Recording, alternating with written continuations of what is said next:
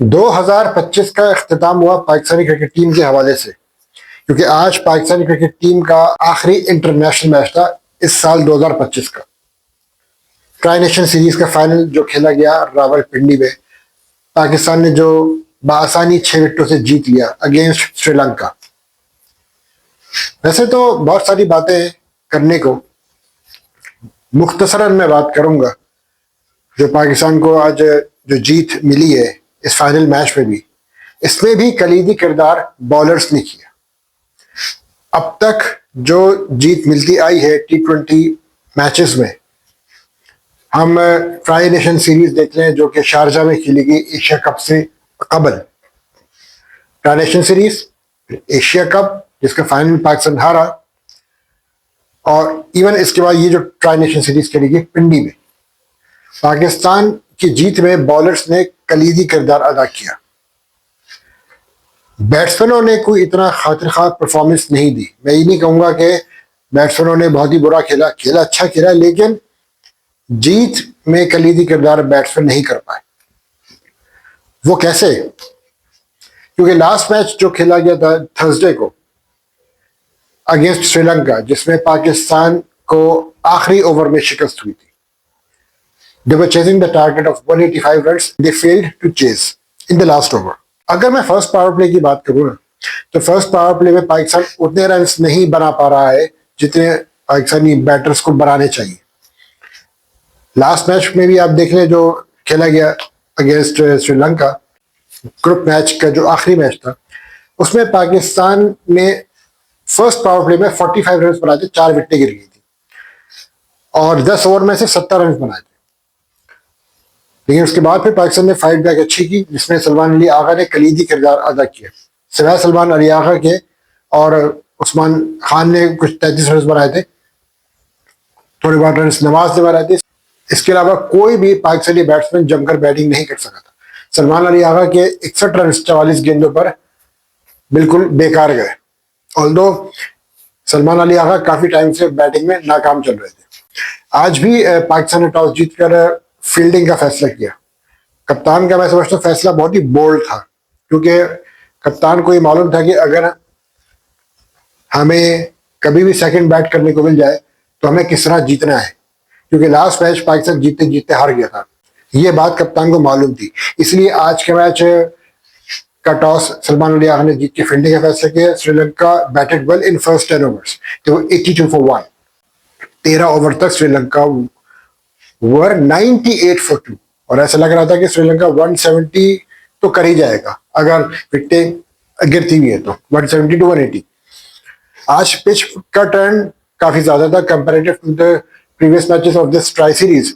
आज के मैच का जो एवरेज स्पिन थी वो थी 3.3 डिग्री, और सबसे खास बात जो कि आज देखने में आई आज के मैच की पिच में, बाउंस बहुत लो रह रहा था, काफी ज्यादा लो रहा, जो कि अनएक्सपेक्टेड था। कुछ समझ में नहीं आ रहा था कि बॉल कभी तो नॉर्मली जिस तरह के से पड़ता है बाउंस, और कभी एकदम ही बॉल नीचे रह रहा था। ये एक बहुत बड़ा जो है वो एक हैरानकुन बात देखने में आई आज के मैच में, जो कि पिच थोड़ी डिफिकल्ट थी comparative to the previous matches. बहरहाल Sri Lanka were playing very well, लेकिन 13वें ओवर के बाद से श्रीलंका का कोलैप्स शुरू होता है। 13.1 ओवर में मिशारा, जिन्होंने 58 रन की शानदार इनिंग्स खेली, मिशारा को आउट करते हैं साइम अयूब। लॉन्ग ऑफ पर बाबर आजम एक स्पेक्टेकुलर कैच लेते हैं डाइव मार के, डाइविंग कैच। इसी तरह की कैचिंग पाकिस्तानी फील्डर से रिक्वायर्ड है, और आज बाबर आजम ने 3 स्पेक्टेकुलर कैचेस लिए। बैटिंग में तो बहरहाल एंड पे जो मेहनत कर रहे करें, लेकिन फील्डिंग में भी आज बाबर आजम टोटली डिफरेंट दिखाई दिए। तो वो जो कैच था ना मिशारा का, जो बाबर आजम ने लिया डाइव मार के, वो टर्निंग पॉइंट साबित हुआ पाकिस्तान के हक में और श्रीलंका के अगेंस्ट। वहां से श्रीलंका का कोलैप्स शुरू हुआ। उससे अगले ओवर में आते हैं अबरार, और Abrar 2 back to back wicket लेते हैं, और 13वें ओवर से लेके 19.1 ओवर तक श्रीलंका के 8 खिलाड़ी आउट हो जाते हैं। यूं समझे कि 16 रन पे श्रीलंका की 8 विकेटें गिर जाती, और यूं श्रीलंका की पूरी टीम 114 रन बनाकर आउट हो जाती है। बॉलर्स ने शानदार बॉलिंग का मुजाहरा किया। मोहम्मद नवाज ने 3 विकेटें ली, शाहीन शाह अफरीदी ने 3 विकेटें ली, सलमान मिर्जा ने 1 विकेट ली, अबरार अहमद ने 2 क्रूशल विकेट्स ली। अबरार की जो 2 क्रूशल विकेट्स और सैम अयूब की जो 1 क्रूशल विकेट, उन 3 विकेटों की बदौलत पाकिस्तानी बॉलर से कमबैक किया। और फिर शाहीन शाह आफरीदी ने श्रीलंका के कप्तान शनाका को बोल्ड किया। यूं फिर श्रीलंका एकदम कोलैप्स हुआ, जिसकी तवक्को श्रीलंकन टीम मैनेजमेंट भी बिल्कुल नहीं कर पा रही थी कि ये अचानक हुआ क्या उनके साथ। तो पाकिस्तानी बॉलर्स ने अपना कलीदी किरदार अदा किया जीत में। इजी टारगेट मिला 115 का, जो कि पाकिस्तान ने बआसानी चेस कर लिया 18.4 ओवर्स में। 19 ओवर तक की मैच गया, क्योंकि थोड़ा संभल के खेलना पड़ता, क्योंकि पिच मैंने आपसे कहा ना कि इतनी आसान नहीं थी, स्पिनर्स को बहुत हेल्प कर रही थी। और आज के मैच में बॉल बहुत ज़्यादा स्पिन हुई है comparative to the previous matches. आज के मैच में स्पिन बहुत ज़्यादा हुआ बॉल, और बॉल बाउंस भी बहुत ज़्यादा लो रह रहा था। आपको भी पता है कि पाकिस्तानी टीम के भी बैटिंग का क्या हाल है, कि अगर कोलैप्स होने पाते तो पाकिस्तानी भी बिल्कुल इसी तरह कोलैप्स होते जिस तरह श्रीलंका आज कोलैप्स हुआ। तो पाकिस्तान और श्रीलंका अगर देखा जाए तो एक ही स्टैंडर्ड की क्रिकेट खेलते हैं। पाकिस्तान, श्रीलंका और वेस्ट इंडीज को मैं अगर देखूं, तीनों टीमों को भी अगर मैं थोड़ा कंपेयर भी करूं, तो तीनों टीमों का जो क्रिकेट खेलने का जो स्टाइल, मैं कहूंगा कि स्टाइल तीनों का ऑलमोस्ट सिमिलर है। क्योंकि या तो ये बहुत अच्छा कर जाते, या कोलैप्स होते तो एकदम कोलैप्स हो जाते। बीच की कोई राह नहीं निकलती इन तीनों टीमों में खास तौर पे। और पाकिस्तान ने ये ट्रांजिशन सीरीज बिलाखिर जीत ली सलमान अली आगा की कप्तानी में। दूसरी ट्राई सीरीज सलमान अली आगा की कप्तानी में पाकिस्तान ये जीता है। और मैं ये कहूँगा कि सवाल एक रह जाएगा कि पाकिस्तानी बैट्समैनों के हवाले से, कि अगर पाकिस्तान को 180 प्लस का टारगेट मिलता है चेस करने को, क्योंकि पाकिस्तान अब वर्ल्ड कप खेले जाएगा फैब में, इन श्रीलंका में पाकिस्तान के मैचेस होंगे।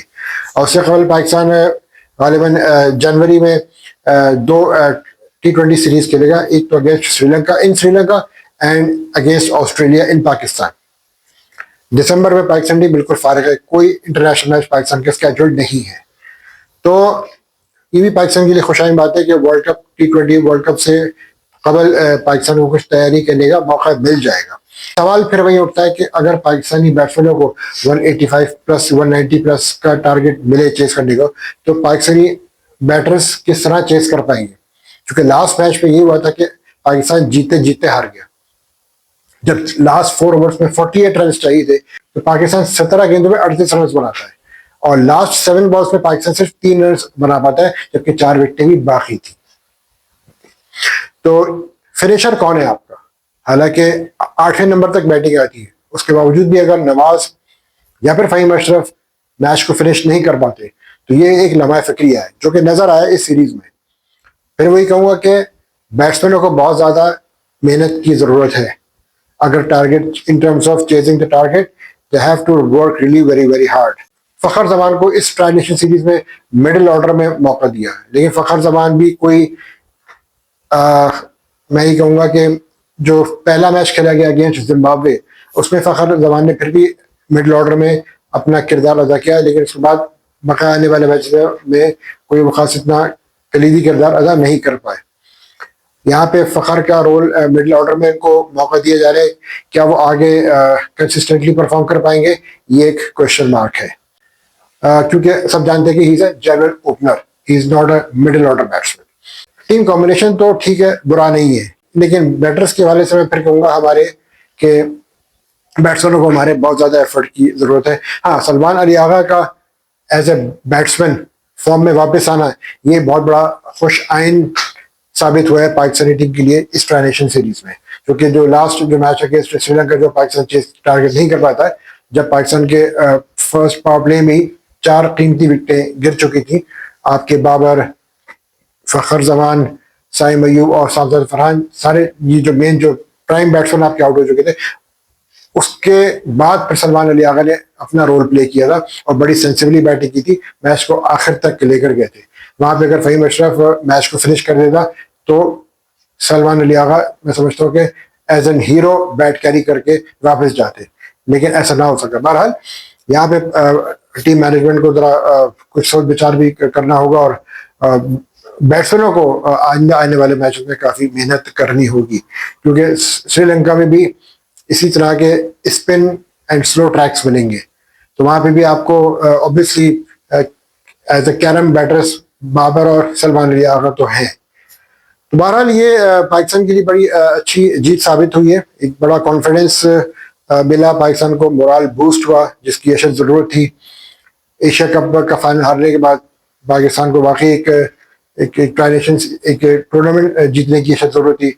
Even against south Africa Pakistan ने बहुत अच्छा परफॉर्म किया, ओडीआई T20s, और फिर ये ट्राई नेशन सीरीज में पाकिस्तान ने T20s में जबरदस्त परफॉर्मेंस थी। So wish Pakistan team the best of luck for the upcoming series in January, जो कि श्रीलंका और ऑस्ट्रेलिया के खिलाफ पाकिस्तान खेलेगा।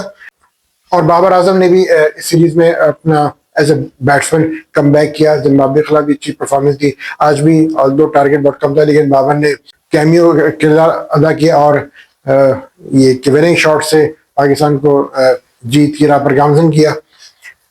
बाबर भी अच्छे टच में नजर आए, साइम अयूब भी बेहतर टच में नजर आया आज के मैच में। साहबजादा फरहान ने बहुत अच्छी इनिंग्स खेली इस ट्राई नेशन सीरीज में। एज एन ओपनर वो अपनी जगह बिल्कुल पक्के हैं।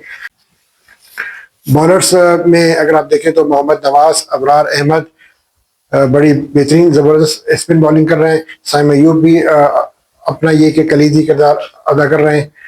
और ये देखा जाए तो साइम अयूब, अबरार अहमद और मोहम्मद नवाज, ये तीन जो है वो स्पिन डिपार्टमेंट को बड़े अच्छे तरीके से हैंडल कर रहे हैं।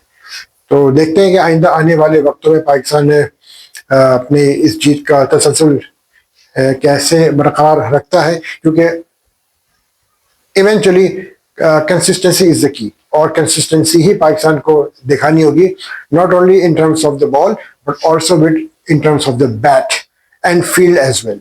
आप लोगों की इस हवाले से क्या राय है, अपनी कीमती राय से जरूर आगाह कीजिएगा। तब तक के लिए अल्लाह ने के बाद।